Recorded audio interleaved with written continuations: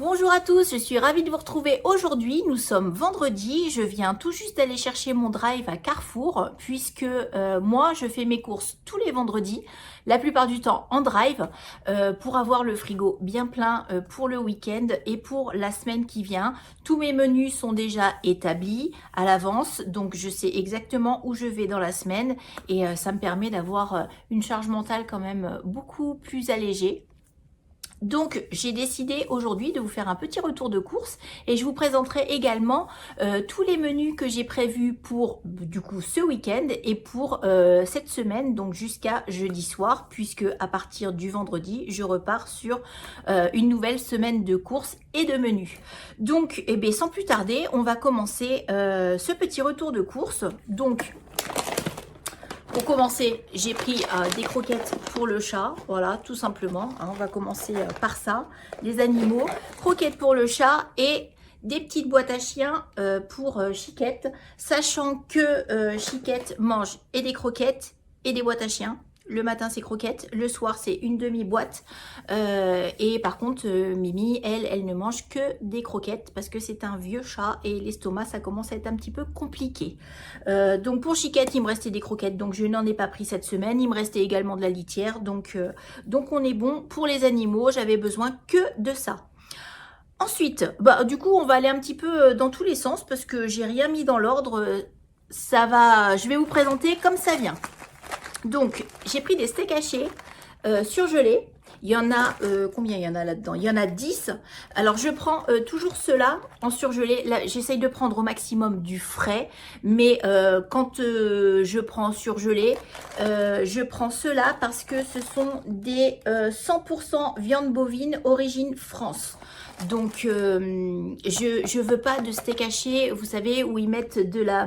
C'est quoi, de la fibre végétale ou de la fibre de bambou, je sais pas trop quoi dedans. Ça me plaît pas. Donc, ceux-là, 100% viande.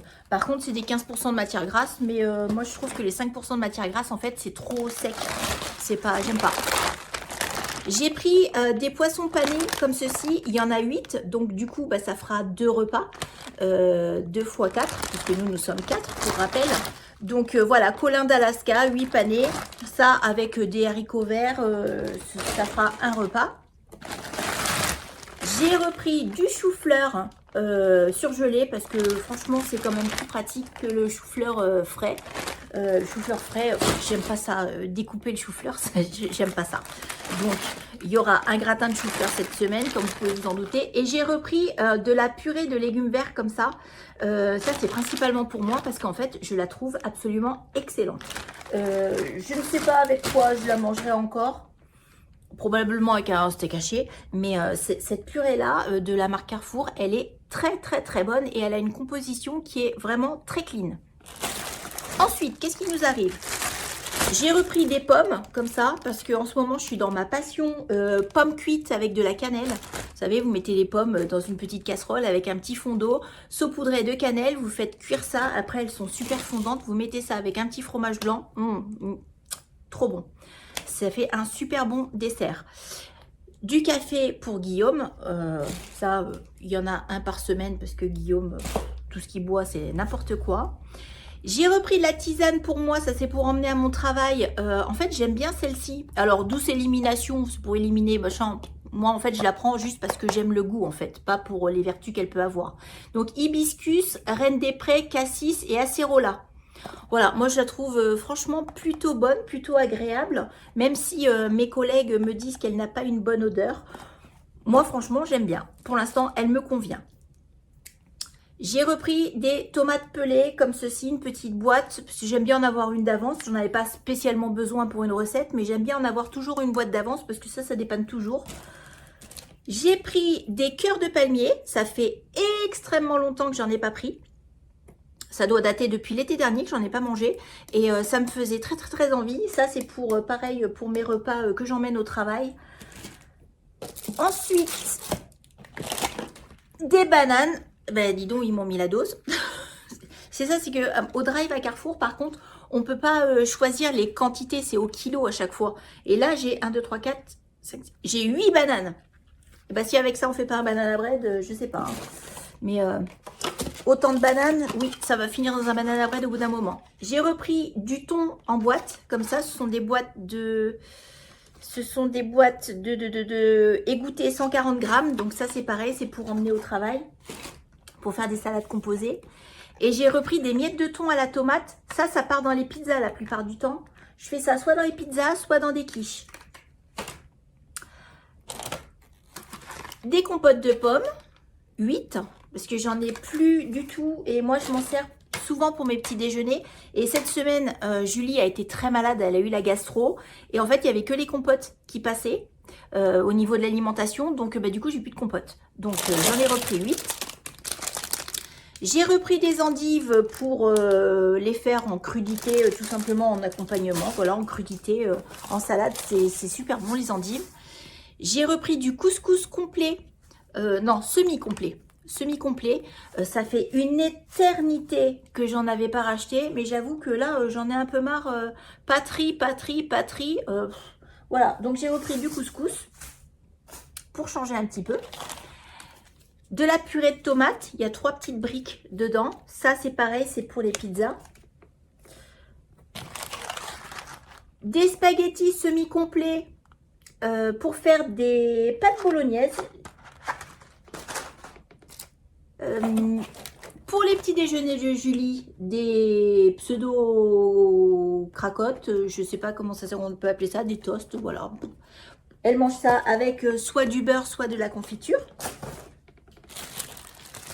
Du pain de mie complet pour Arthur, parce que lui, c'est du pain de mie avec du beurre au petit déjeuner.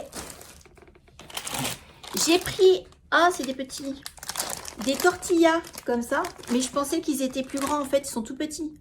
Ah zut. C'est pour faire des wraps, parce que Julie m'a demandé de lui faire des wraps, ça lui dirait bien. Et vu qu'elle a quasiment pas mangé de la semaine, je me suis dit que tout ce qu'elle avait envie de manger, en fait, je vais le faire. Et sauf que je pensais que c'était des wraps beaucoup plus grands, et en fait, ils sont vraiment petits. Bon, c'est pas grave, on se débrouillera. J'ai repris du chocolat blanc, parce que, pareil, elle m'en a demandé. Là, mais là, par contre, il y en a 4 tablettes. Ouais, il y en a 4 tablettes. 4 tablettes, il y en a pour un sacré bout de temps. Et du coup, je me suis dit que peut-être je ferais des petits moelleux au chocolat. Vous savez qu'un cœur coulant chocolat blanc dedans, dans chaque moelleux au chocolat, vous mettez un carré de chocolat blanc. Et du coup, quand vous le mangez, ça fait un cœur coulant au chocolat blanc. C'est hyper bon. Ça fait très très longtemps que je n'avais pas fait. Donc, ça peut être l'occasion. Et j'ai repris 2 tablettes de chocolat fourrage au lait comme ça. Pour le goûter, en général, ils aiment bien s'en prendre une petite barre. Donc, le chocolat, de toute façon, ça passe tout seul. Du fromage râpé, ça, incontournable. Toutes les semaines, on en prend un paquet. Ça sert pour tout. Un gros pot de fromage blanc. Alors ça, c'est plutôt pour les enfants, des gros pots comme ça, parce qu'ils aiment bien se prendre un petit bol et puis se mettre du fromage blanc dedans avec du sucre ou de la confiture.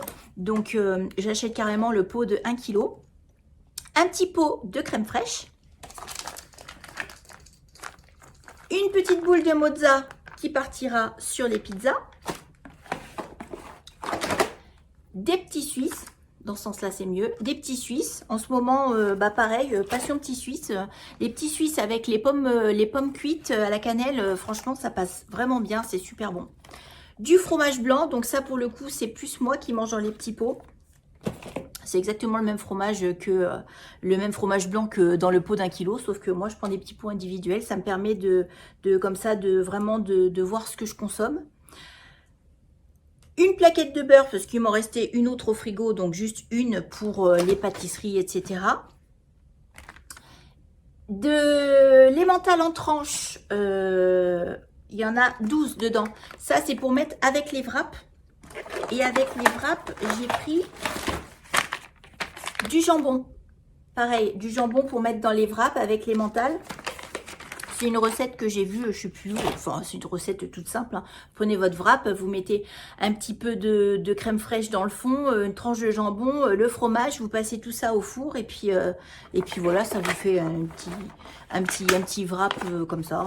Julie, ça lui faisait envie quand elle a vu la recette, elle m'a dit « Oh, moi je voudrais ça ». Donc bon, encore une fois, comme elle a quasiment rien mangé cette semaine, je vais lui faire plaisir. Des dés de jambon, ça va partir dans plusieurs recettes. Et des lardons, pareil, ça va partir dans plusieurs recettes. Ah oui, j'ai pris 4 saucisses de Toulouse. Ça, en général, je les achète l'été pour faire au barbecue. Mais là, j'ai trouvé pareil une recette que j'ai vue sur Facebook qui m'a l'air très très très sympa avec des saucisses de Toulouse. Et comme ça fait très longtemps qu'on n'en a pas mangé, en plus, bah, du coup, c'est plutôt sympa. J'ai pris de la mozza râpée parce que ça, c'est pareil. Pour mettre sur les pizzas, c'est quand même bien pratique. Et j'ai repris des yaourts Danone, comme ça. C'est des yaourts, tout ce qu'il y a de plus yaourt, mais ferme un peu. Ça, c'est pour Guillaume, parce que Guillaume, le fromage blanc, c'est pas trop son dada. Les petits Suisses, bof bof. Par contre, des vrais yaourts comme ça, lui, il aime. Donc, je lui en ai pris 8. Et notre incontournable, papier toilette.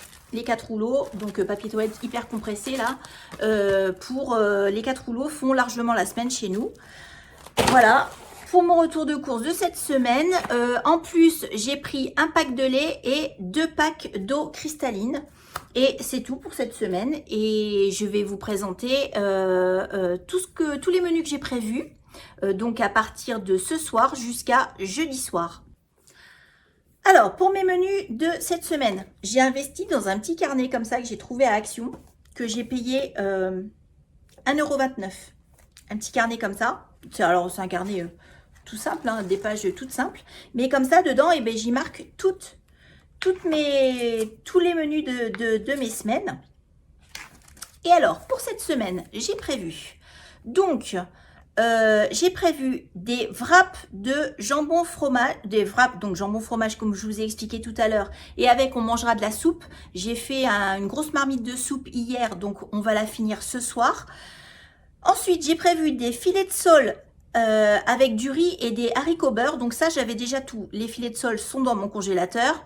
Les haricots beurre, c'est ceux de la semaine dernière qu'on n'a pas mangé. Et du riz, bah, j'ai toujours du riz dans mes placards, de toute façon.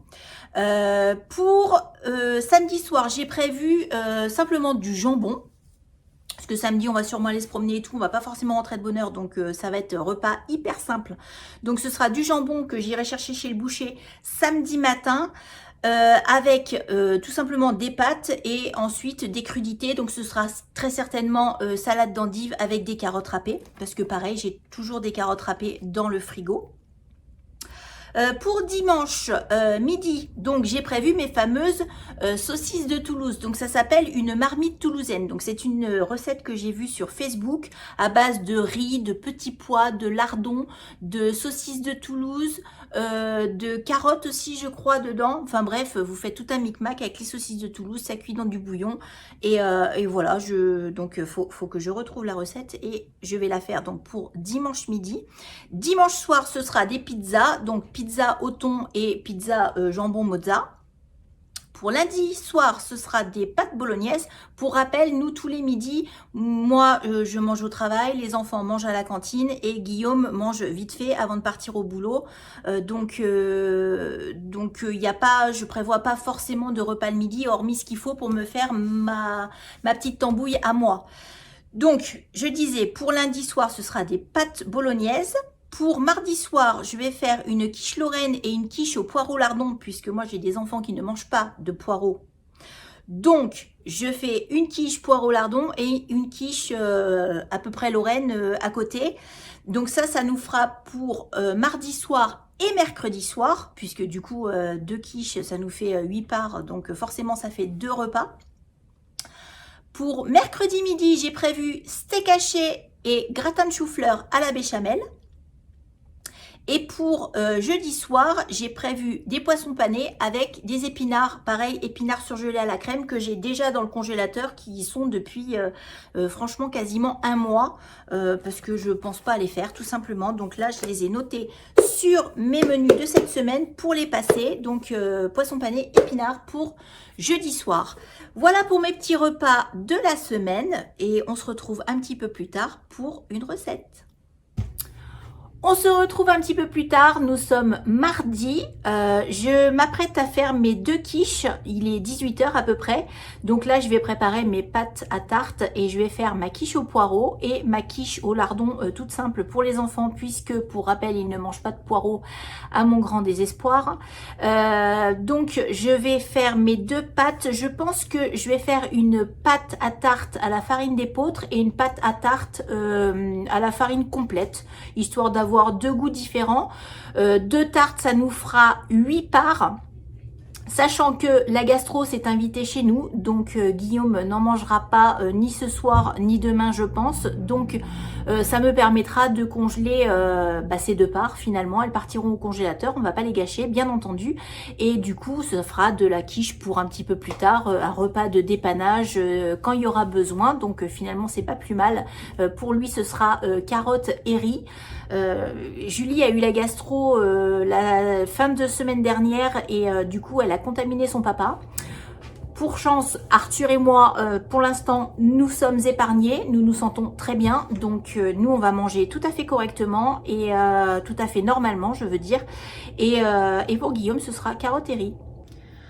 Donc, pour mes 2 quiches, pour celle au poireau, je vais avoir besoin d'un poireau et je vais rajouter 2 oignons que je vais faire revenir à la poêle un petit peu avec de l'ail et je pense un petit peu de persillade. Je rajouterai également des lardons pour un petit peu plus de protéines et puis pour encore plus de goût. Et pour ma quiche toute simple, il y aura du jambon et des lardons.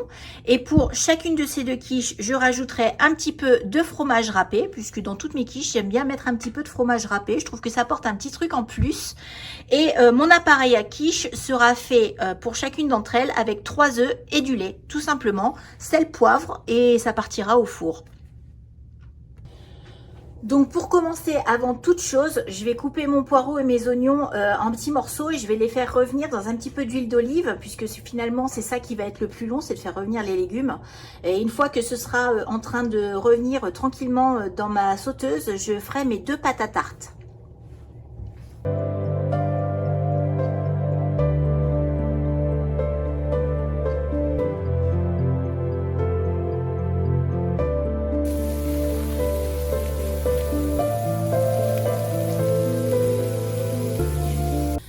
Alors, pendant que mes poireaux sont en train de mijoter tranquillement, je vais préparer mes 2 pâtes à tarte. Donc ici, j'ai une pâte à tarte avec de la farine complète, de la T150. J'ai mis une cuillère, allez, à peine une cuillère à café de sel et j'ai mis une cuillère à soupe d'huile d'olive. Je vais y rajouter 100 ml d'eau.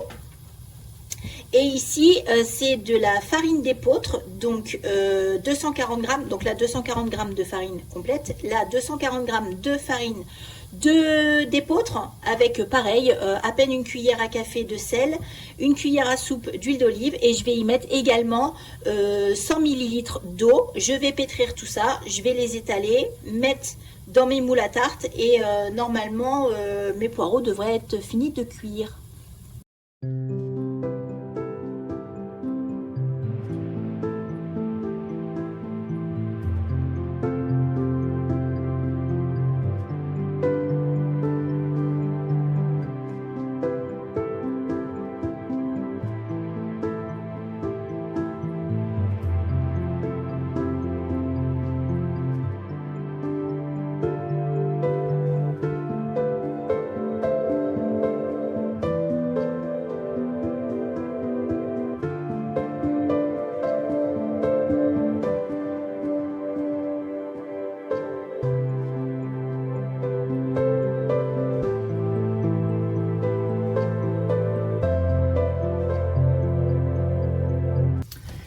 J'ai étalé mes 2 pâtes à tarte, donc ici avec la farine complète, ici avec la farine d'épeautre. La farine complète c'est beaucoup plus difficile à étaler en fait, la pâte est beaucoup plus friable et beaucoup plus dure à travailler que la farine d'épeautre, ça se fait en 2 temps 3 mouvements. Donc maintenant j'ai, hop, je vous déplace, j'ai mis mes lardons avec mes poireaux. Mes poireaux ont un petit peu bruni, je les ai un peu oubliés pendant un petit moment et du coup Ils ont un peu accroché au fond, mais bon, rien de bien grave. Donc là, je fais revenir un petit peu mes oignons, n'importe quoi. Mes lardons avec mes poireaux. Et ensuite, je les mettrai dans mon fond de pâte à tarte. Alors, comme vous pouvez le voir, j'ai mis des jambons lardons dans la pâte farine complète et j'ai mis mon mélange de oignons, poireaux, lardons dans ma pâte épeautre. Maintenant, je vais rajouter une petite, on va dire, allez, une petite poignée de fromage râpé dedans. J'ai dit dedans, j'ai pas dit à côté. Et puis pareil avec les poireaux, ça rajoute un petit truc. J'en mets vraiment un petit peu, c'est histoire de rajouter un petit truc en plus. Voilà. Et maintenant, alors, dans mes poireaux, j'ai oublié de vous dire, dans mes poireaux, j'ai rajouté de l'ail et des herbes de Provence, histoire de mettre un petit truc en plus. En fait, quand on fait des quiches, faut laisser parler son envie, sa créativité. Moi, j'ai jamais une quiche pareille parce que je rajoute toujours des trucs en plus, ce qui me tombe sous la main. Et en fait, c'est toujours très bon et on n'a jamais l'impression de manger la même quiche. Dans celle-ci, j'aurais bien aimé rajouter des champignons. Je croyais qu'il me restait une boîte de champignons et pas du tout. Je l'ai fini hier avec les pâtes bolognaises, donc bah tant pis. J'avais pas le temps de faire dégeler des champignons surgelés, ou plutôt pas l'envie. C'est plus ça le terme juste. Ça ira comme ça. Maintenant, je vais faire mes 2 appareils à quiche, donc 3 œufs avec du lait au pif. Et dans celle-ci, je rajouterai en plus de la noix de muscade.